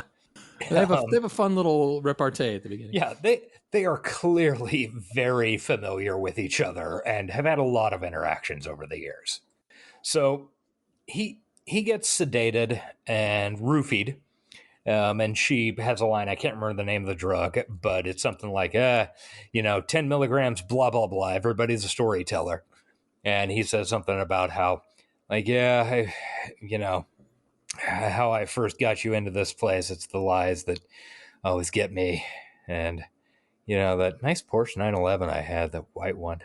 And then sort of trails off. And then we cut away. And he also specifically says her son's name. Oh, yeah, Bo. What a nice name. Yeah. That's what triggers her to... Bo, what a great name. So then, after she has a sudden realization look, we cut over to Sterling K. Brown and Brian Tyree Henry. And Brian Tyree Henry, having had Sterling K. Brown, reveals to him, like, you stole $18 million worth of the Wolf King's shit. And we all know that the Wolf King has a rule that anybody who steals with him has to be given to the ocean. And Brian Tyree Henry's like, I don't float, motherfucker. We got to get out of here. and Sterling K. Brown prints a gun from Charlie Day's card thing. So here comes a Chekhov's magic debit card. I don't know. It's a gun now. Yeah, it's a I had a gun dream now. that I had that gun last night. I think obviously from this movie. Yeah, sure. It's just in my dream. I just found the little plastic gun. Yeah, sure. Why not? Yeah, so he prints off a gun. We get a little news flash. The riots are getting worse. The whole city is shut down under curfew. Things are ramping up. Yeah, things are ramping up. And then we hear the final. We cut to Sofia Boutella and the final little bits of the countdown, and the bomb goes off upstairs. The lights go off. While Charlie Day his helicopter is landing to pick him up. Yes, his helicopter is about to land and pick him up, and then a bomb goes off and takes off again because this is no longer safe. Yeah. And he's like, fuck this. So the bomb goes off. All the suite doors unlock. In this movie, Charlie Day plays the wild card. He really does. He got what he wanted. Yeah, he really did. Wild card, baby. So then everything erupts into chaos. Lights go out. Generator goes off. Life support goes dead. Yeah. Brian Tyree Henry dies, goes into cardiac arrest. Yeah. He calls the nurse out of Jeff Goldblum's room and into his, and she tries to give him CPR, but he's gone. Yeah, he's way gone. Sofia Boutella enters the Wolf King's room, straddles him very sexily. It's good the way they show her traversing the whole length of the hotel. Yeah. It's a fun tracking shot. She is a compelling assassin character. Yeah. I don't think she'd be something to base a whole movie around, but as a supporting character, she's awesome. She's good. She jumps up on his chest. This is probably my favorite scene, actually. Oh yeah. And just immediately prior to this, we had Jeff Goldblum effectively completely confessing to having murdered the nurse's son. Because and then using that to get her into the how do you think I knew who you were when you were running your clinic for fucking drunks and homeless people? It's because I had your son killed because he stole my white 911, one of the air-cooled turbos. Which I thought, that's not a bad little detail to toss in. Just that level of detail, that's the type of thing that somebody who I really like that fucking car, and it's not just the Bentley. Yeah, it's I really like that specificity. My 1984 Camaro Z28 with the leaky T-tops. Yeah. Well, you don't need to specify leaky T-tops. You can just say T-tops. They were all leaky. They were, but and the wiring that was pretty much randomly put together. Yeah. Anyway, it's that level of specificity that leads to universality. Yeah. So just before she leaves the room, she basically paralyzes him and gives him a toxic level of whatever fucking drug it is that's making him talk about this. Nurse takes off because of the red ball from Brian Tyree Henry. Sofia Boutella enters and says, basically, I'm here to kill you. And Jeff Goldblum starts to negotiate with her. Hey, I can make whoever's paying you, I can make that seem like pocket change. She says, they bought your death. She leans into his ear. Yeah. Yeah. And says, they bought your death. Don't give them your dignity for free, which is a cool line. It really is. And then he's like, okay. So this is how it happens then. And she cuts his fucking throat. He says, I can't remember the line, but it's so good. Let's get this show started or something like that. Yeah. Let me see. It's got to be on the quotes page. In his brain. So this is how it is, huh? Or he makes a decision. Okay, I'm not getting out of this. Well, let's see what happens next. This could be fun. Oh, wow. So this is how it is? Well, send me down the river. Yeah, send me down the river. Yeah. Yeah. Delivered in classic Goldblum style. So, yeah, he did. He gets his throat cut. With the broken shards of the coffee Chekhov's coffee cup shard. Yeah. And, oh yeah, we cut to Charlie Day. He's got his own fucking gun that he printed. He's heading off the roof. Brian Tyree Henry is now dead from cardiac arrest. And Sterling K. Brown is pissed and got his own gun. Yeah. And then Nice and Sterling K. Brown are yelling at each other because Nice blew up the generator and shut off the life support. And Sterling K. Brown is upset that his brother is dead. And then Charlie J bangs into the room behind him, shoots Sterling K. Brown in the back and Nice in the leg. Sterling K. Brown kills him with a 3D printer. It's cool. And it shouldn't have been working because the power's out. Don't worry about it. It stabs through his head. I don't know. And through this whole section, like probably 3 minutes of movie, in the background of just about every scene, you have Zachary Quinto and the 40-odd dudes. Yeah. They're just like caged animals. Yeah, they're just like, what's happening to my dad? Yeah. And also, it's important to note, and I noticed it about this point, that Everest Bautista has not been on screen for a long time. He really has not, because he was taking the cop out and letting her go free, and the cop explained, like, oh yeah, her son died of an overdose, and blah, blah, blah. Yeah. So it is, roughly at this point, Batista's coming back up via the secret elevator through the secret corridor. The nurse, Sterling K. Brown, and Nice are all about to evacuate because Zachary Quinto and his dudes are busting in. The nurse says, basically, take them outside, like outside the sort of secret corridor. And Bautista says, one of my favorite lines of the movie. She says, I'll stop them. And Bautista says, you're a tiny old lady. You ain't stopping shit. It's true. I mean, which is like maybe the most accurate and truthful line in the film. We've talked about it in a recent episode. I can't remember what, but I like it when writers write lines like people would say. Yeah. It was on Nemesis where people were like the giant tower collapses and people are like, oh, fuck. Oh, fuck. Yeah, that. And then like when Nice is talking about the special requirements of her assassination, and Sterling K. Brown goes, gross. That's what I would say. Yeah, it's correct. Good. It's good writing. Yeah, you're a tiny old lady. You ain't stopping shit. So he decides he's going to defend the Hotel Artemis against these 40-odd fucking bad guys with a fire axe, which is good choice. Yeah, I think that would be good. Better than a handful of surgical implements. Yeah, and he gives his little healthcare professional speech, Redux.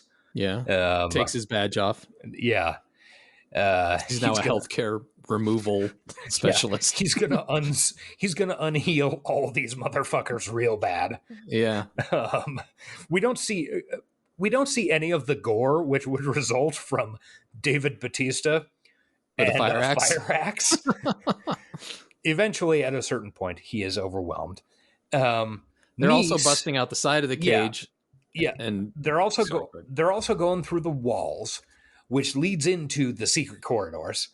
And Nice has well-built structure. The Hotel Artemis, by the way. They mention a couple of times, like, we're wrapped in a carbon fiber. I don't know, whatever. It's nonsense sci-fi talk. Nice has set herself up in the corridor by the secret corridor by the elevator with a handful of fucking scalpels and the cool vibro blade thing. And we're going to see sexy lady knives and kung fu action. Because some of the dudes bust through the wall and then she does sexy lady knives and kung fu action at them. She does it quite effectively. Yeah, she really does. I don't mean that to be minimizing it, but that is how it registers in my brain. Like, she's got the dress with the slit. She's doing the Black Widow shit. Yeah, she's doing Black Widow shit. Exactly. Yeah. She puts her hair back in a ponytail, so you know she means fucking business. Exactly, yeah. So the nurse and Sterling K. Brown are going to go out the front door. Sterling K. Brown, by the way, as a reminder, got shot by Charlie Day in like the he's side. fucked up. Yeah. And suddenly, Zachary Quinto's there. Yeah, that was weird. I don't know how he got down there. I guess he took the elevator. He took the other elevator. They're going to go out the front door, which nobody uses. Also, Zachary Quinto has a very pointy piece of steel. I don't know. It was weird. There were some editing holes in this section of the film. Yeah. So he. Sterling K. Brown offers to make a deal for the diamonds. Here's this fucking pen with these diamonds. You'll be able to assert that you're the guy that Daddy loved the most, even though you're the youngest son. And Zachary Quinto's like, okay, deal. You can go. Yeah, I like how he just like, okay. Yeah. The nurse, however, has to stay and die because Daddy's dead. So then Sterling K. Brown gets in a fight with Zachary Quinto, sprays some nanites in his face, which is where you think, like, I don't know, the sort of Chekhov's nanites appeared earlier, even though it was kind of not actually important. And then the nurse stabs him with the baby elephant shrink. And he dies with his eye growing over. I don't know. They walk out of the building via the front door, which nobody uses anymore. There is a riot happening down the street. They get to an early 70s Nova, which Sterling K. Brown had called for earlier, and apparently has the loot in it. I don't remember. Yeah, and I will say this is the part I didn't like regarding the riot. Like, the riot was like kind of portrayed more as a force of nature, not a group of people. Like why would you be in danger of this riot? You're an old lady and an injured man. Yeah, you're probably, the riot's gonna just swarm around you. But yeah, I see what they were trying to do. I just don't think it worked here. Yeah. So the nurse, and this is the second time to count that she has been outside in, I don't know, 20 years or something. She says she's gonna leave. She's gonna stay here and help people from the riot. Sterling K. Brown gets in the Nova and is about to leave. Then we cut to the sign on top of the hotel relighting. So apparently Bautista survived. And then that's the end of the movie. Sterling K. Brown no longer has these obligations to stay in LA and help his brother. He's going off somewhere. And mid-credits scene. He's got the diamonds. Yeah, he does have the diamonds. And mid-credits scene, we see Niece in the hotel. Yeah, I think they're just trying to show you she lived. Yeah, I guess. And I don't know, in my mind, that was, we're trying to set up for a spinoff that's totally unnecessary and not a character that can carry a movie. Yeah, I didn't get that from it, but I guess it could definitely be what they were trying to do. Well, I feel like that's, I don't know, in 2018, like, that's the point of a mid-credits scene. Yeah, I would definitely watch Sterling K. Brown going and reigniting his heisting career. Yeah, I'd watch be that happy all day to long. see that. I'd also love to see fucking Dave Bautista just running a Hotel Artemis. Yeah, and I wouldn't mind if Niece showed up in either of those to assist. But yeah, a movie completely based on her being a sexy assassin, like, we got enough of those. Yeah. Of course, we got enough heist movies too, I guess. But good point. do we? Let's have some more. Do we have enough? No, I don't think we do. No. Yeah, so that's the end of the movie. Most of everybody dies. The people who don't die are freed of obligations to their consciences. And looking somebody in the eyes, you cut their throat is gross so that somebody can come. I don't know. I guess. Yeah. And Charlie Day gets a new 3D printed head that unfortunately is printed over the top of his existing head. Yeah. Anyway, good movie. Yeah, fun movie. Yeah. I don't know about good. It definitely wasn't bad.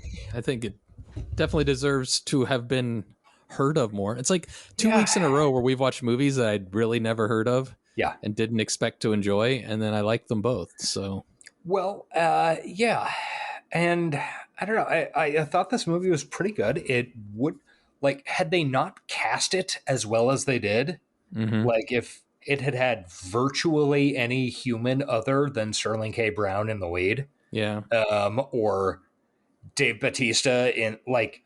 Or Jodie Foster. Like, Jodie Foster's probably hard to pull off. If those three roles hadn't been so well cast, this movie very possibly would have sucked. Like, had there been anything off about those three roles? Yeah, bad acting would have... Like, Nemesis, the bad acting didn't hurt it. Was forgivable. Yeah. Yeah. Because, I don't know, the rest of it kind of made up for it in a weird way. This movie... Yeah, bad acting would have sunk it, and it had really good performances, at least in my humble opinion. Yeah, I'm 100% agreed, and I think that this is a more character-driven movie too. I mean, that's up until the third act, like it's all just people in rooms talking. Yeah, which is probably why I like it so much, honestly. It's got the kind of flashes of action at the very beginning. Like the cop gunfight, and then when Asian dude tries 98 pounds soaking wet Buke tries to jump on Dave Bautista's back and choke him. Yeah, nice, smart. Yeah. But yeah, the action is really good, and it's short because sometimes action movies get a little bit too much of it. Yeah, I was pretty pleased that this was a fucking 90 and out or close to it. I loved that about it. I assumed it was going to be over 2 hours because usually these movies that don't do well are too long. Yeah. I think people look up the run times and don't want to go sit in the theater. But this was not. It was a tight 90, unlike this episode. Yes, we're very good at doing that. Woof. Anyway, it's got the high-tech low-life thumbs up. They can put it on the DVD cover. Feel free to quote us. Yes, absolutely. This director and writer, Drew Pearce, I think this is... I don't know if I want to get into this late in an episode. No, I don't. I'm curious. Can you... Okay, so he's got... a relative handful of credits prior to this. Like he has a screenplay credit on Iron Man 3, and a story by credit on Mission Impossible Rogue Nation, which was, I think, the 2015 one. Okay. Not important. But I think he is kind of emblematic of, like, he is a guy who is a known quantity if you follow Hollywood stuff. Like, he's one of these big rewrites and punch-up job writers for the past 15 years, probably. And I think there's... somebody I get him mixed up with is a guy named Drew Goddard, who also did Cabin in the Woods and kind of had the same job for a long time. And I don't know. I have not developed this enough. Shit. Okay. Oh, hey, he did another cyberpunk movie. It's a little film called Hobbs and Shaw. Fast and Furious. Cyberpunk. Oh, it absolutely fucking is. Did you watch it? No. Does it have... Fucking Idris Elba is cyberpunk. Oh shit! Superman. I'm looking at the trailer right now, and it absolutely is. Yeah. Oh fuck! We get to do a Fast and the Furious movie. Oh my god! Should we do it 5 minutes at a time? No. All right. Well, I guess your point is that the guy, he's not known for great films, but he's known for... Well, I think my point, and it's a very poorly developed point, is that he is not known... I forced you into it. He is not known for full films. He is known for doing really good fucking work, kind of touching up and modifying other people's ideas or adding ideas to pre-existing things. He's got full director and writer credit here on IMDb. On this movie, absolutely. And I think that's I don't know. I would love to get like if I had any way into Hollywood stuff, I would love to do a podcast about like how touch up and rewriting and stuff like that works. Because it is such a fucking black box and so many people never get credited for stuff. Like, all we need is a famous writer. Yeah. Hit us up. We need somebody famous to basically make this podcast work. What about your good friend Stephen Bruce? Would he help you out? Oh, yeah. He's had huge amounts of Hollywood success. He should. He should. Go read Stephen Bruce books. They're so good. They're not cyberpunk, except for one, maybe. I would love to see a Vlad Taltosh so would I. fucking streaming series, like a season a book. I would man. come in my pants. I would like it too. I don't know if I'd like it that much, but anyway, let's rate this movie. Oh God, we gotta rate it. Okay, so before we get into the rating, I came up with an idea that I want you to think about before next week. Okay, so I've come up with a list of traits of cyberpunk. Now, not all cyberpunk works have to fulfill all of these. And in fact, they might not even have to fulfill most of these. But these are things that make us go, oh, this could be cyberpunk adjacent. Trait number 1, AI. Yeah. Trait number 2, human body modification of some sort, whether it's, electronics, BioWare, whatever. Number 3, corporations. Number 4, rebellion of some sort, either crime or like revolution.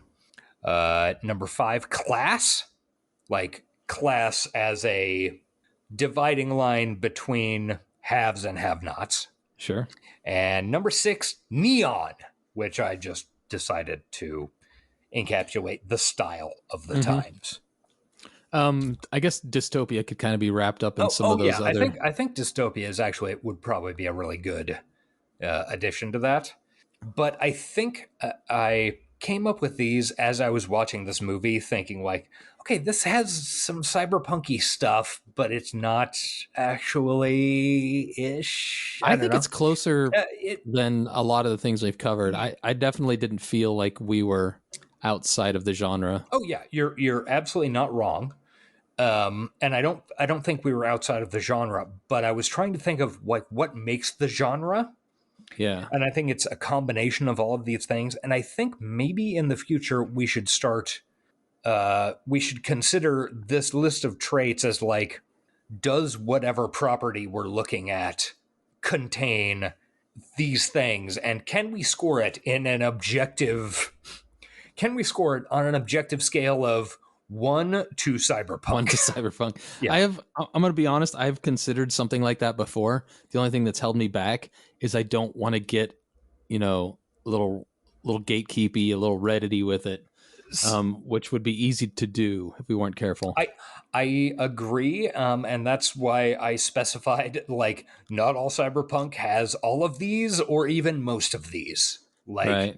This is just a list of traits that are characteristic, and if we come up with other things, great. Just do a checklist. Go down the row, see what it has. This has most of those things.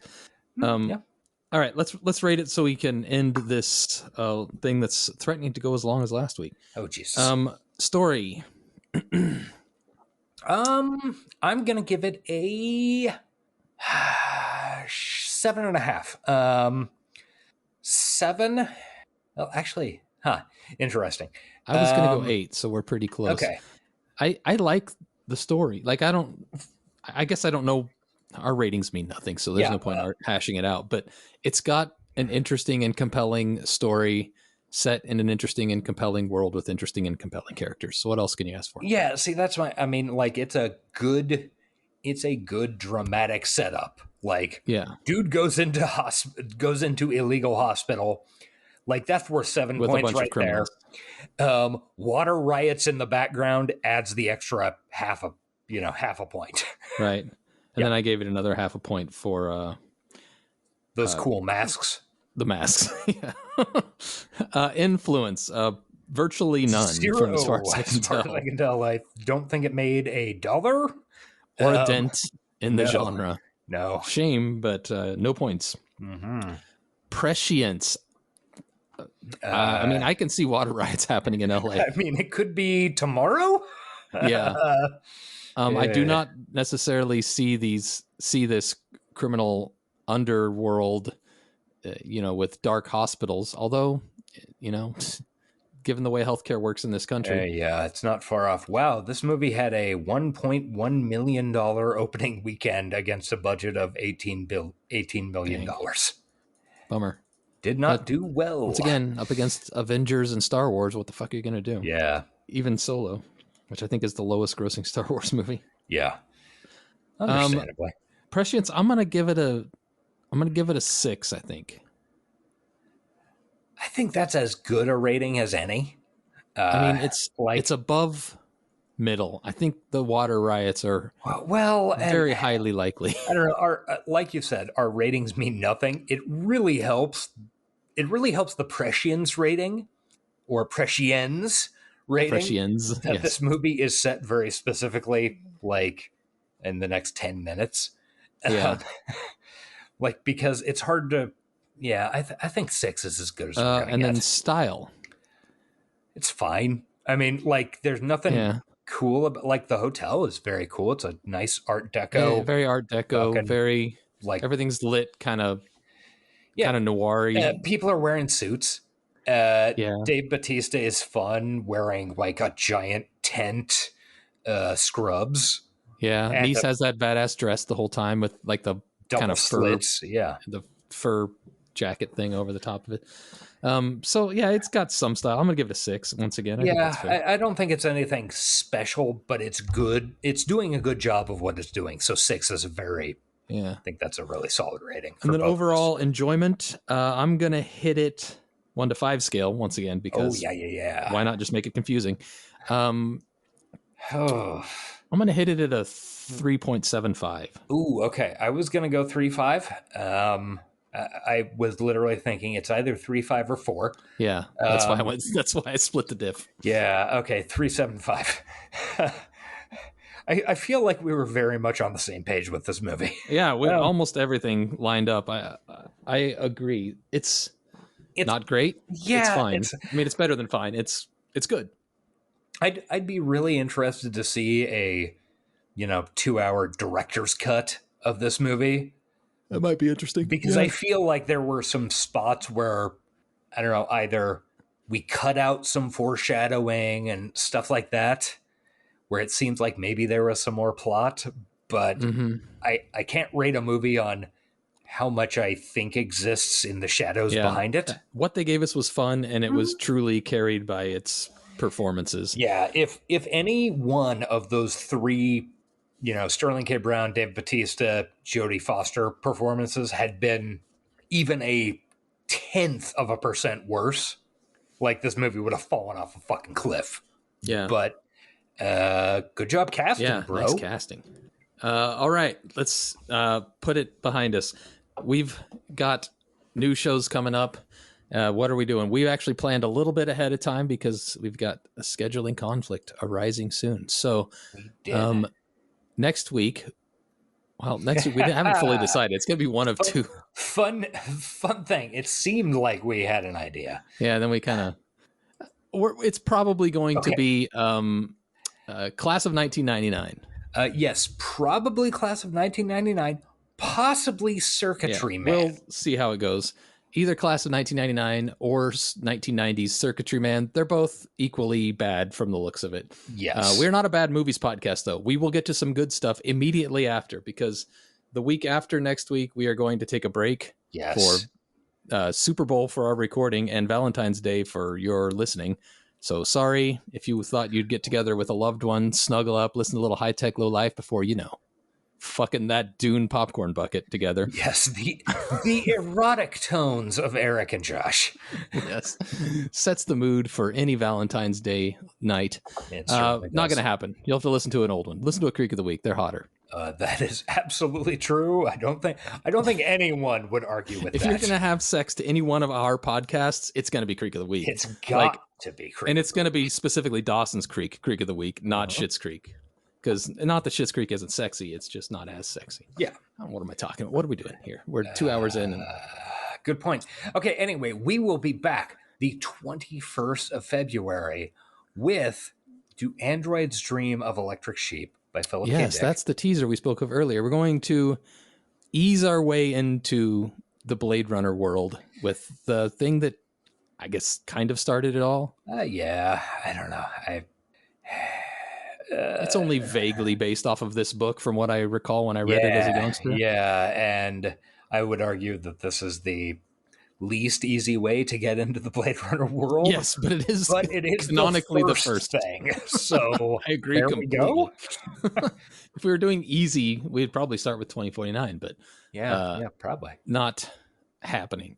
We're doing the Philip K. Dick novel. It's out there. It's easy to find. It's often now been retitled as Blade Runner if you have trouble finding it. Yeah, audiobook. Audiobook and some books are titled as Blade Runner and has the poster for the Ridley Scott Blade Runner film on it. But don't go into it expecting Blade Runner. It's not Blade Runner. No. But hey, we're the 21st of February. We're going there. Yeah. We're going to start with some terrible B movies and end with classic literature. Yeah. Oh boy, I'm excited. All right. That's all we got for today, though. We got to do some plugs, but then we'll leave. So we are available on the social medias, mainly on Twitter/X at Johnny60seconds. I am at A_Collins, and Eric is at the Frog with a We're zero. also on Blue Sky. Search. I don't know how you give out your Blue Sky handle. Search for High Tech Low Life dot something else. Yeah, it's a problem with Blue Sky, but we're there. Hey, and YouTube. Yes, YouTube. Follow us on YouTube. We're getting close to triple digits. It's exciting. Patreon. Johnny 60 Seconds, or are we at High Tech Low Life there? We're at High Tech Low Life. We're only Johnny 60 Seconds on Twitter. That's true.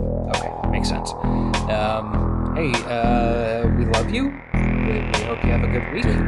Oh, fuck. All right, send me down the river. I think that's the best line of the movie. You're a tiny old lady. You ain't stopping shit. All right, bye, everybody. Bye. This has been the High Tech Low Life podcast. Find us on Twitter at Johnny60seconds, email us at hightechlowlifepodcast@gmail.com, and find us on Patreon at patreon.com/hightechlowlife. Theme music by Nihilor at nihilor.com. Thank you for listening.